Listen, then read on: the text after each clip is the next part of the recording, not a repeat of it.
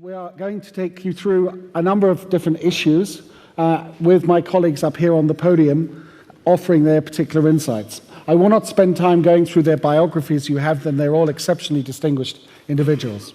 So let's get going. The first question really relates to what's our sense about where emerging markets are going. But I also want to ask, what are the most reliable sources of information and intelligence on emerging markets? And what are they telling you about the prospects for emerging markets in the years to come? Parminder, please. Oh, thank you.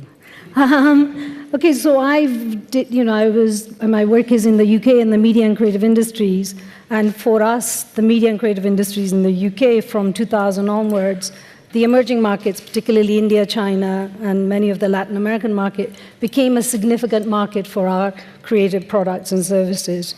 So the biggest kind of, in order to prepare the UK creative industry to take advantage of those markets, it was really important to educate both sides, both the UK, from the UK companies wanting to enter those markets, and also from the emerging markets wanting to form partnerships. So the education of both of those entities became very, very important, and that required really also gathering really important data and information.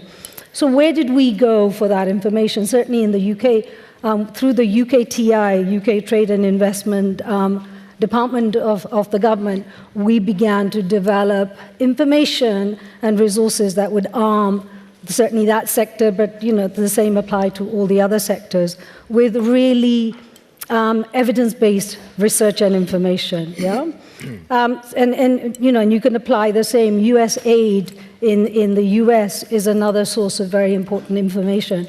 But you also have to understand. So what are the similar kind of trade bodies in the emerging markets themselves? So in India, for us, the most significant and important organizations were CII and FICCI, both of them trade bodies from India that we turned to who were specializing in media and creative industries. The professional organizations like McKinsey, Ernst & Young, PricewaterhouseCoopers, etc., produce regular reports. You can take them for what they're worth, but they are an important source of information. But obviously, nothing beats doing your own research, yeah?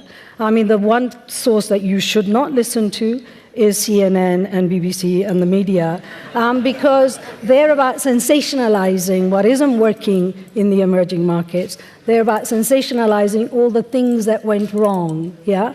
I'll give you one example. Rupert Murdoch came to India with a view to opening up TV channels way back in early 2000s.